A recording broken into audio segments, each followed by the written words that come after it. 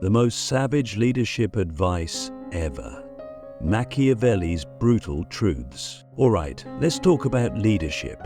Not the sugar-coated feel-good nonsense you hear in motivational speeches. I mean the raw, brutal, and unapologetic truths that history's greatest and most infamous leaders have known.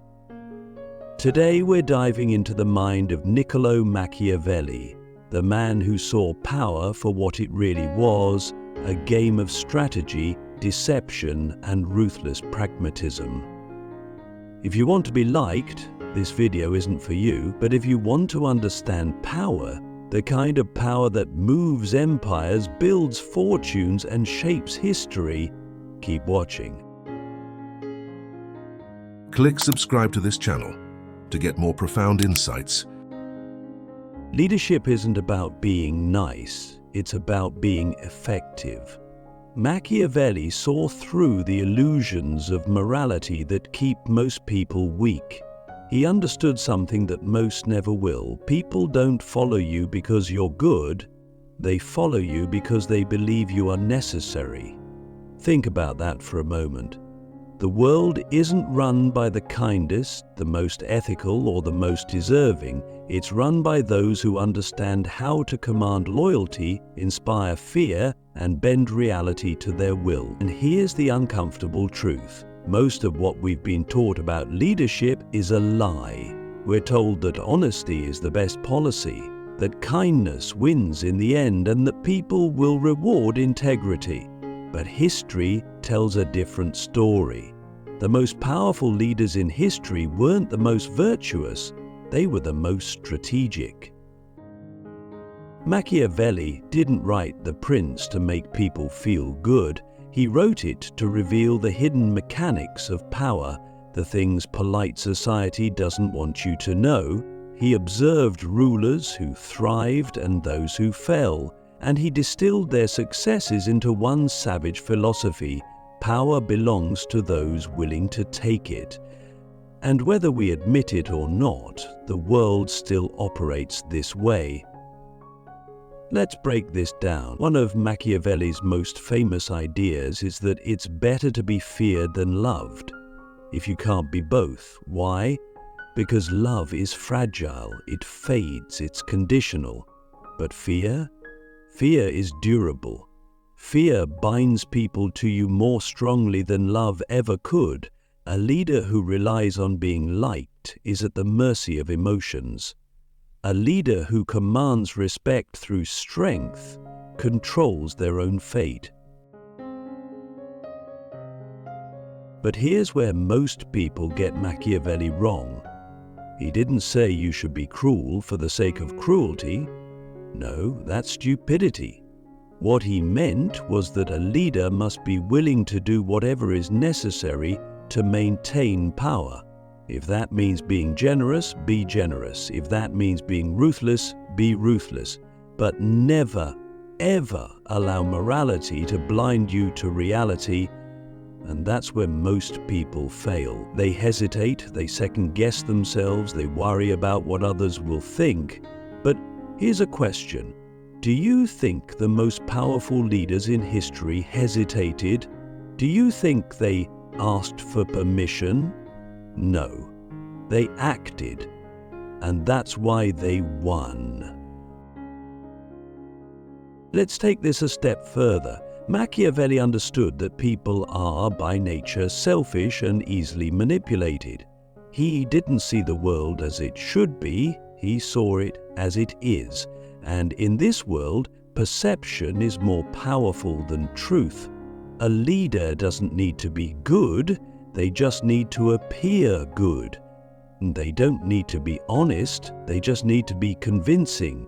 And before you judge that as immoral, ask yourself, how often do people believe in illusions rather than reality? How often do we follow those who tell us what we want to hear rather than those who tell us what we need to hear?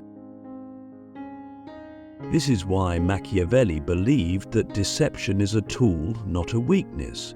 He understood that the best leaders control information. They reveal only what serves their interests. They craft narratives that shape how they are perceived. And this isn't just historical theory, this is how power works today. Look at politics, business, social media. The leaders who rise are not always the most competent, but they are always the most strategic in shaping how they are seen.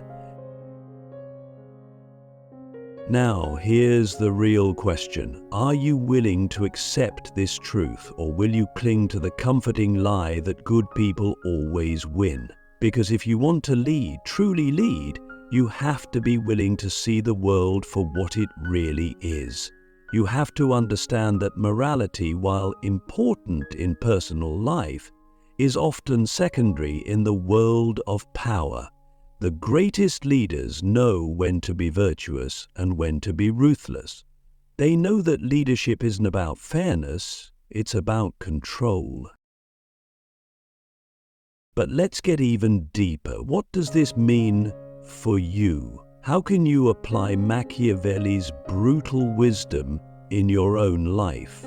Because this isn't just about kings and presidents, this is about how power works at every level. In your career, in your relationships, in your ambitions. If you want to win, you need to think like a strategist. You need to see beyond emotions and focus on outcomes. You need to understand that people will respect strength before they respect kindness.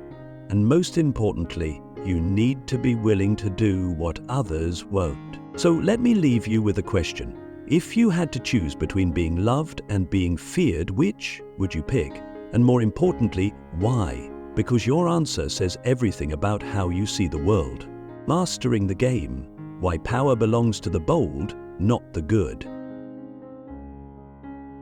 If you're still here, it means you're ready to go deeper. You're ready to peel back another layer of reality, one that most people refuse to acknowledge because it makes them uncomfortable. Let's not waste time. If Machiavelli taught us anything, it's that hesitation is the enemy of power. We ended with the question, is it better to be feared or loved? The truth is, most people instinctively say they'd rather be loved. That answer feels right, doesn't it? It aligns with everything we've been taught. Be kind, be fair, be good, and the world will reward you. But now ask yourself, how often have you seen that actually happen? How many times have you watched the kindest people be overlooked while the boldest, the most calculating, the ones who dare to take risks, succeed?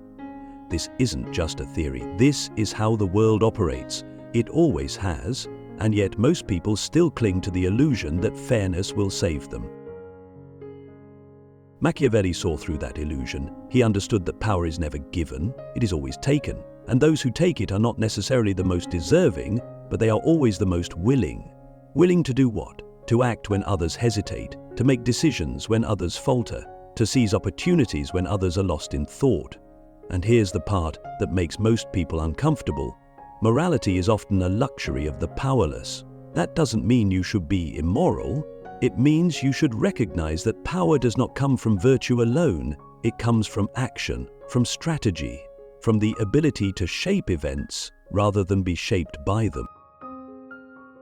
Think of the most influential figures in history, the conquerors, the rulers, the business titans. Were they loved? Maybe, but more importantly, were they feared? Were they respected? Did they command attention when they walked into a room? Because that's what real leadership looks like. It's not about being liked, it's about being necessary. About being the person people look to in times of uncertainty, not because they adore you, but because they trust that you will act decisively when it matters most. And let's be honest, most people are afraid to take that role. They hesitate because they want permission, they want to be validated, they want someone to tell them, yes, you deserve to lead. But here's a brutal truth, no one is going to give you permission, no one is going to hand you power. You either take it or you remain waiting forever. And the world does not wait for those who hesitate. It moves forward, with or without them. Machiavelli's philosophy isn't about cruelty, it's about clarity. He wasn't saying to be ruthless for the sake of it. He was saying that if you want to lead, you need to be willing to do what leadership demands. And sometimes that means making difficult choices, knowing that not everyone will like you for them. But here's the paradox. While people claim to want kind and virtuous leaders, they follow those who project strength. They trust those who are unshaken by criticism. They respect those who are willing to make the tough calls.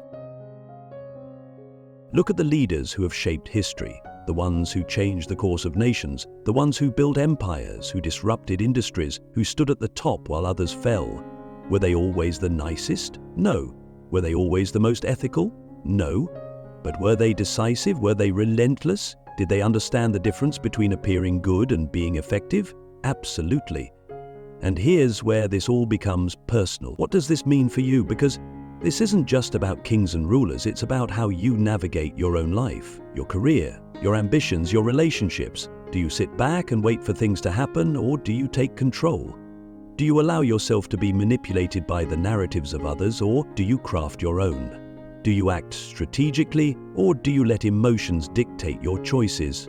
Because make no mistake, every single day you are either playing the game or being played by it. This is where most people fail. They assume that playing strategically means being dishonest, that being calculating means being evil. But nothing could be further from the truth. The best leaders understand that power is not about manipulation, it's about mastery. Mastery over yourself, mastery over how you are perceived, mastery over the direction of your life. And that's what Machiavelli was really teaching. Not cruelty, not deception for deception's sake, but the ability to see reality as it is and act accordingly. So let's ask another question. If you knew that taking control of your life required making decisions that others wouldn't agree with, would you still do it? If you knew that true leadership meant being willing to be misunderstood, would you still step up? Because the answer to that question determines everything. The illusion of morality, why good intentions don't make great leaders.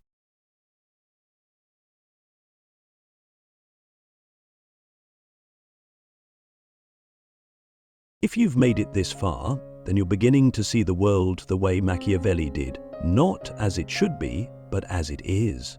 And that brings us to one of the most dangerous illusions of all, the belief that morality alone makes a great leader.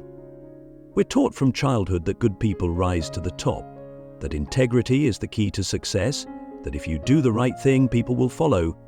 But history tells a different story. Machiavelli understood something that most people never will. Morality is often a tool of the powerful, not a barrier to power. Think about it. How many times have you seen good people overlooked while the cunning and the strategic take control? How many times have you watched someone with the right intentions get crushed by someone who simply understood the game better? The reality is that leadership isn't about who is right, it's about who is effective. Morality doesn't matter if you don't have the power to enforce it. A leader who clings to virtue but lacks strength will be destroyed by those who understand that power is the foundation of all change. Machiavelli wasn't saying morality is useless, he was saying that it's a luxury, one that only those who hold power can afford. If you want to change the world, you need influence first. And influence doesn't come from simply being good, it comes from being respected, from being feared when necessary, from knowing when to follow the rules and when to break them. Because here's the truth. Most people don't actually follow morality. They follow strength. They follow confidence. They follow those who make them feel safe, even if that safety comes at the cost of uncomfortable truths. This is why Machiavelli warned against being too virtuous. A leader who refuses to compromise, who insists on playing by the moral high ground at all times, is at the mercy of those who don't. And history proves this again and again. The leaders who lasted, the ones who built legacies, weren't the ones who were always the most honest or the most kind. They were the ones who understood that morality is a weapon, one that can be wielded against you if you don't control it yourself. So what does this mean for you? It means that if you want to lead, if you want to shape your own destiny, you need to stop believing that being a good person is enough. You need to stop thinking that fairness will protect you, because the world doesn't reward fairness, it rewards those who take action, those who understand timing, strategy, and perception, those who know when to be generous and when to be ruthless. And before you hesitate, before you tell yourself that this is too harsh, ask yourself this: Would you rather be the person who tries to do good but is powerless to create real change? Or would you rather be the person who understands power, takes control, and then uses that power to shape the world? Because that's the real choice. It's not about abandoning morality, it's about understanding that morality alone doesn't win battles, strength does. So here's the question: are you willing to do what it takes to not just be good, but to be powerful? Because without power, even the best intentions mean nothing. Seizing power, the ruthless truth about winning in life. Now we arrive at the final, most brutal truth of all, the truth that separates those who lead from those who follow. If you've come this far, you're already ahead of most people. You see beyond the comforting illusions that keep the masses content. But understanding power is not enough.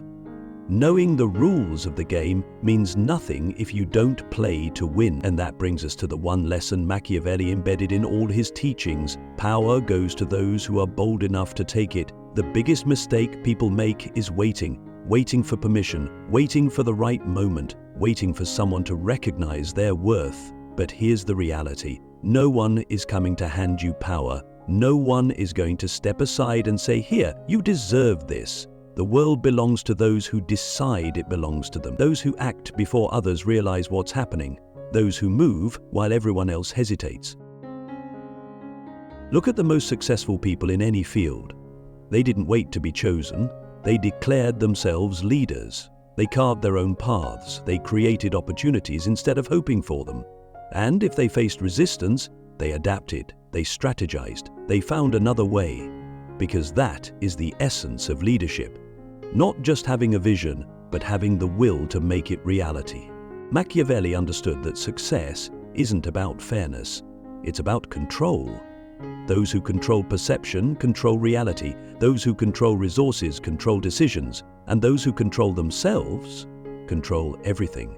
That last part is key. The greatest leaders aren't just ruthless with others, they are ruthless with themselves. They master their emotions. They don't let temporary feelings dictate long-term moves. They don't break under pressure. They don't waste time seeking validation. Because they know that power isn't about being liked, it's about being respected. And here's the final, most uncomfortable truth. Most people are too afraid to lead. They crave security more than freedom. They want comfort more than control. They fear risk more than they desire success. That's why so few ever rise to the top. It's not because they lack intelligence. It's not because they lack talent. It's because they lack the courage to seize what they want. So now the question is on you. Will you take control? Will you stop waiting for permission? Will you stop caring about whether the world thinks you deserve power and instead take it? Because in the end, history doesn't remember those who were merely good. It remembers those who were great, those who dared, those who acted, those who shaped their own fate instead of letting it be shaped for them. Are you ready to be one of them? Or will you watch as someone else claims the power you were too afraid to seize? The choice is yours, but remember, only those who act will ever hold the throne.